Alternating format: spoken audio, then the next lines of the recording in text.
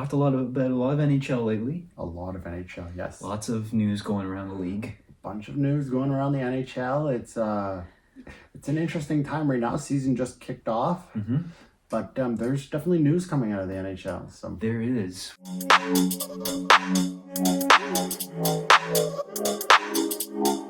We have a lot to break down, including Utah, Igor Shesterkin, and we can't forget about Connor Bedard and how hot a lot of these teams have been lately. Connor Bedard, gotta love Connor Bedard. To the stick side of Binnington, Kurashev plays the rebound for Bedard down low. Bedard, lacrosse style scores! Unbelievable! From behind here, after a good rush anyway, we have not seen him do that in a game situation. Mr. Connor Bedard. Connor Bedard. It's his second season, if I may, in the NHL. It is. Connor Bedard, number 98 for the Chicago Blackhawks. He's a centerman. He is. And, man, he's going to be something to watch this year. I can't wait to see what he's going to do. Yes. I don't know if he's going to have a highest goal scoring season of his career or not, but okay. I think great things are on the rise for Connor Bedard. And I really like the way Chicago, they're starting to build an organization where I can see now. So the last so many years, I was like, okay, I'm not getting the story. I'm not getting the vibe. I'm starting to get a story. They now have Nick Foligno as their captain. I love that move. It's great. Veteran leadership right at the top. Question, here's Foligno. Walks in. Foligno scores!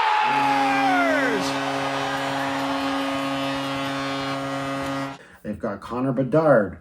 He's up and coming. They're going to go. Yes. Then they are got Peter Mrazek on the goaltending, which is interesting. Trying to protect himself, and Peter Mrazek stepping in to try and break things up with Gudas.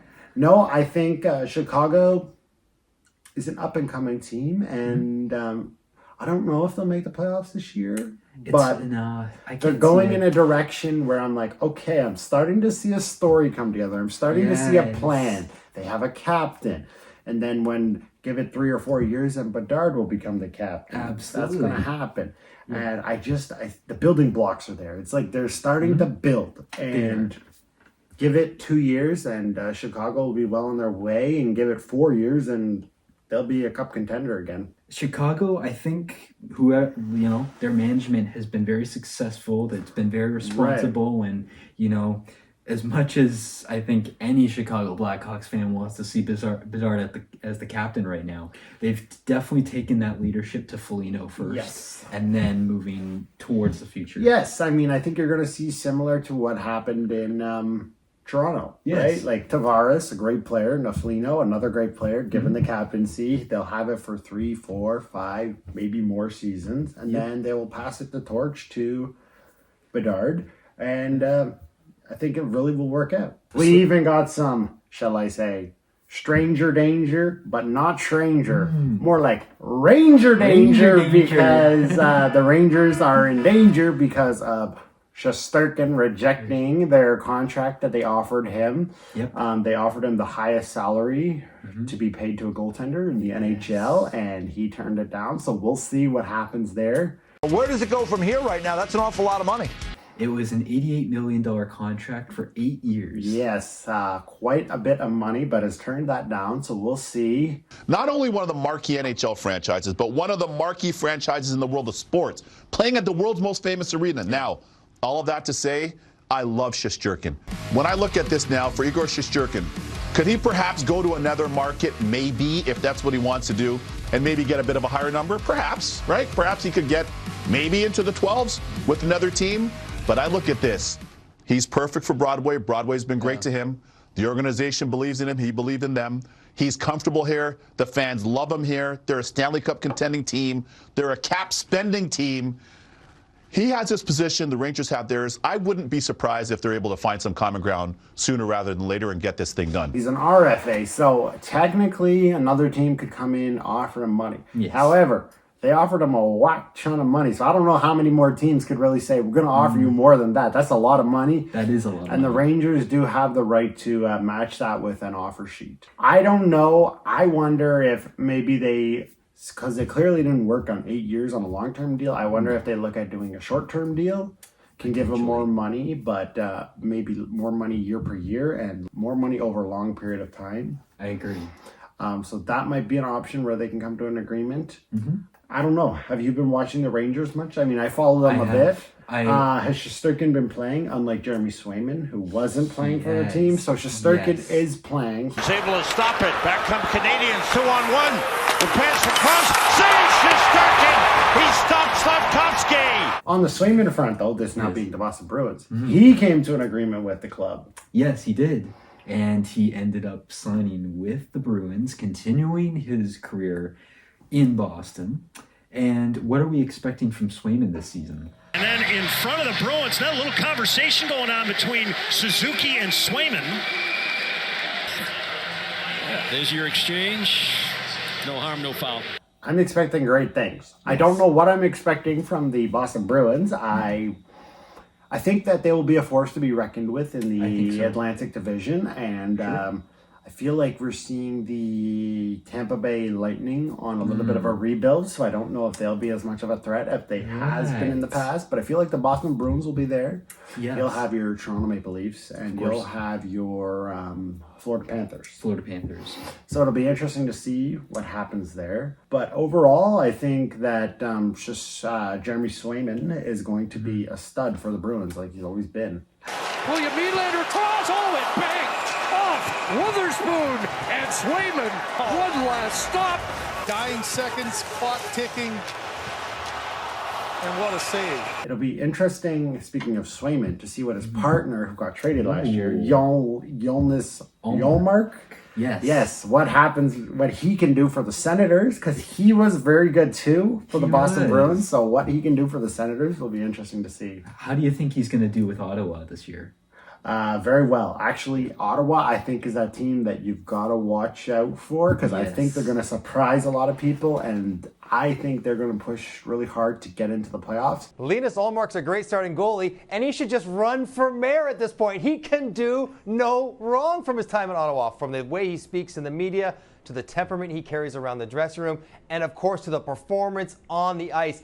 Ottawa has been craving some sort of consistent goaltending for a very long time. They went out and got the best goalie in the league the last 2 years, and he delivered opening night, and then he had the crowd enraptured with his post-game interview. He has done everything exactly right in Ottawa so far. He has been just what they needed. They might get that third spot in the Atlantic Division for playoffs entry, not competing for a wild card spot. Yes. The one team who may be pushing for a wild card spot and may get it, may not, is Buffalo. Yes. We'll see. But I think Ottawa has jumped ahead of Buffalo in terms of rebuilding, and so I feel like, watch out for the Senators. They're the wild card this year. Okay. In the Atlantic Division. I think the Ottawa Senators have a great team. I don't think this is their year for the Cup. I feel like they've got a vision. I can really see it. They're getting all these pieces that are kind of fitting into a nice puzzle. Yes. And just give it maybe like 2 years, and I feel like the Ottawa Senators are going to be a force to be reckoned with. I mean, they're going to be this year. They're going to be that team that surprises everybody, but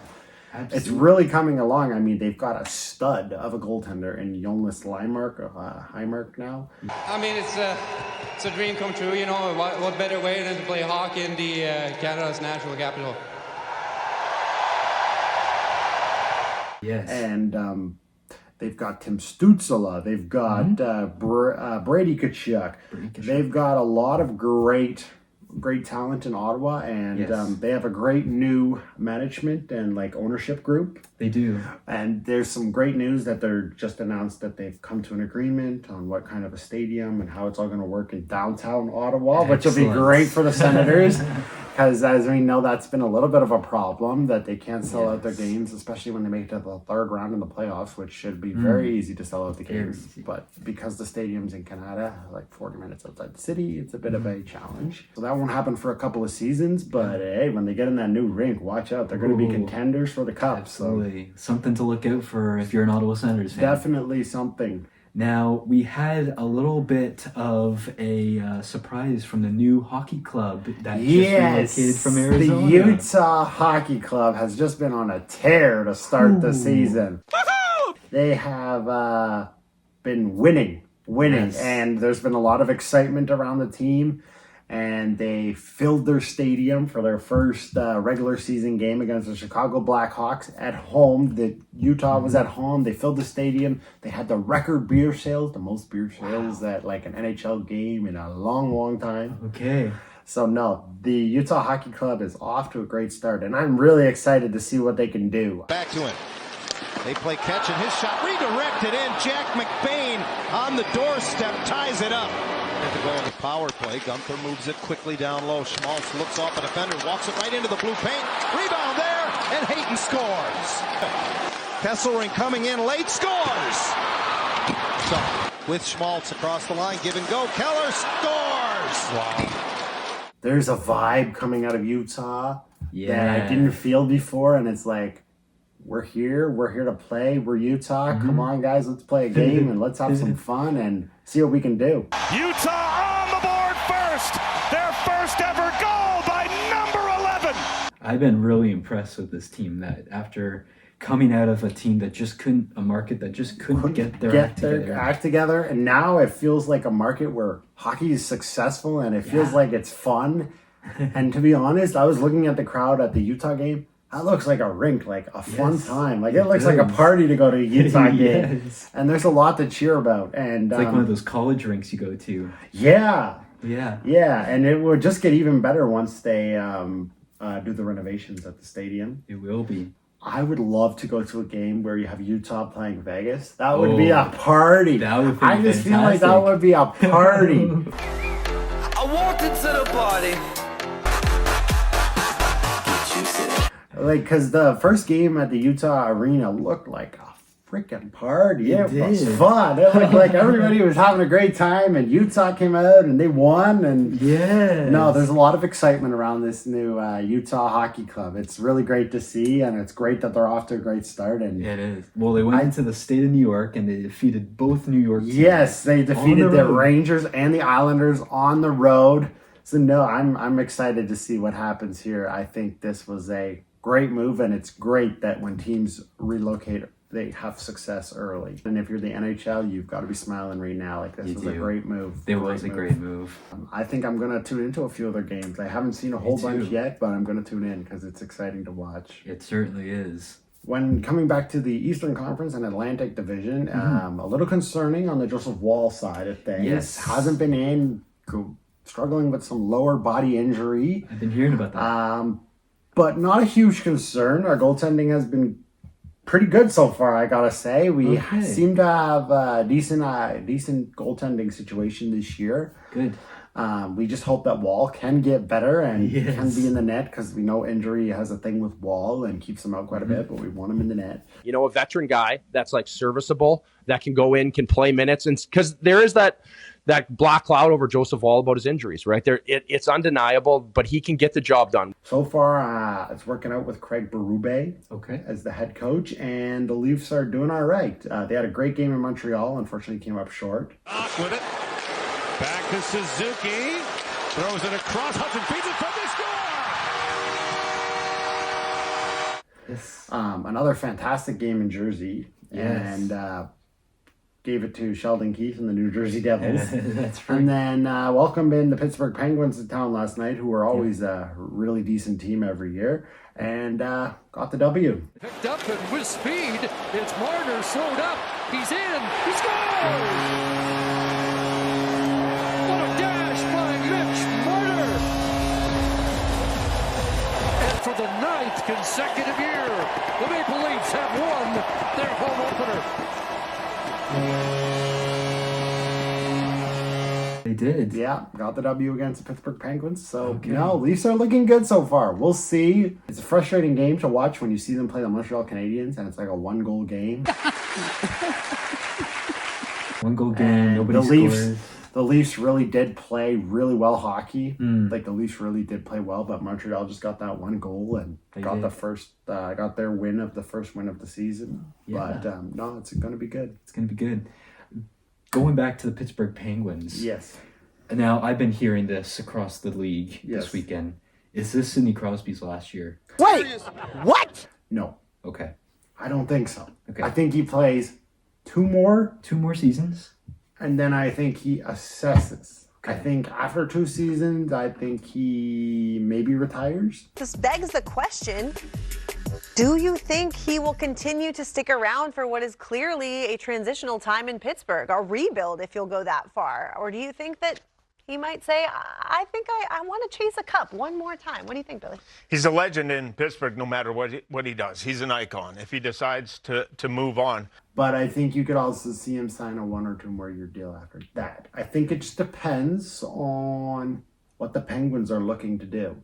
I feel like the Penguins are almost at the point, they might be now, where they're starting to look at maybe they've got to rebuild because Crosby's getting up there and Malcolm's getting up there. He is. And so they got to, and Kyle Dubas has just come in. So he's thinking about, okay, we got to start retooling a bit. You know, I don't think they're going to go through a full rebuild because the team's usually a solid team every year. Of course. But I think they do have to look at, they got to start retooling. And so, yeah, I do think that Crosby's years are numbered. I don't see him playing more than, per se, like 4. But maybe he plays 2, maybe he plays 3. I don't think this is his last year. I think we would really know it if it was. And I don't think he goes until Ovi goes, to be honest with you. I agree. You have to go to Kyle Dubas and ask, how do we win a Stanley Cup in the next 4 years? Is that feasible? Can we turn this around? And if Dubas presents something before him and says, if we can do this, X, Y, and Z, we can win a cup in 2-3 years, and you're going to be a big part of it. So we're going to have to get younger and go through a transition, but it can be done. If that is good to Sidney Crosby, then on board, sign. No, I think he's around for a bit longer. Okay.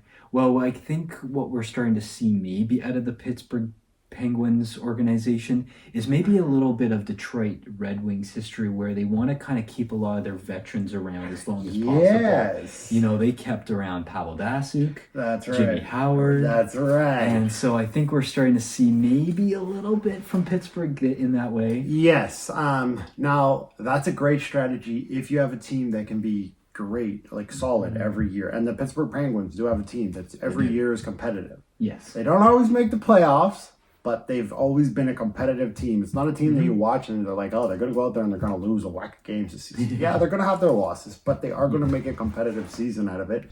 Of course, you think of Letang, Crosby, Malkin, and now and Jari as well. But now you've added this. It hasn't worked. I mean, how can they have such a poor power play all season long? That's why they missed the Stanley Cup playoffs. That's frustration. Sid is on the power play.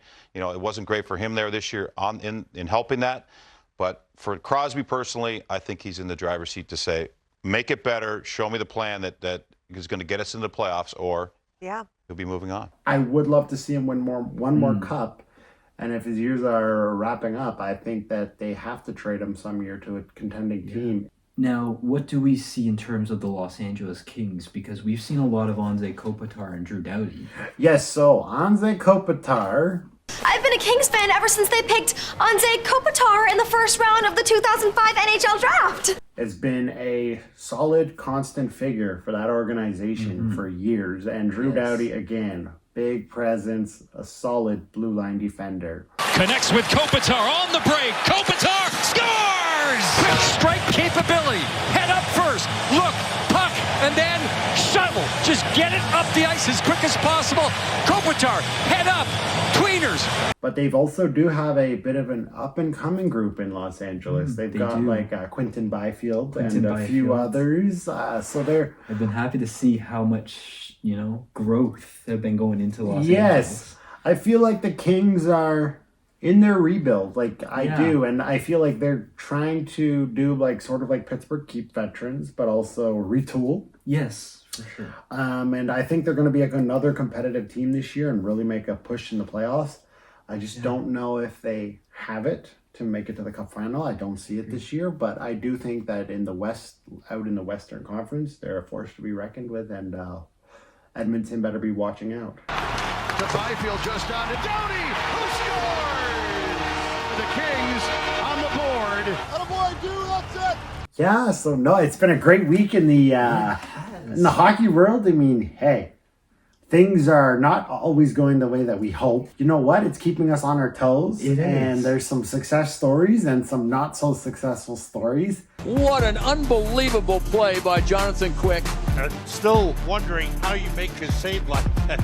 Yep. But if you love the content, which we hope you do, please do remember to click below, subscribe. It's right here. It's right here. Not right here. It's right here. Subscribe. No. Look here. Right subscribe. Here. Right here. Not up Click there. the button. Down here. It's right there.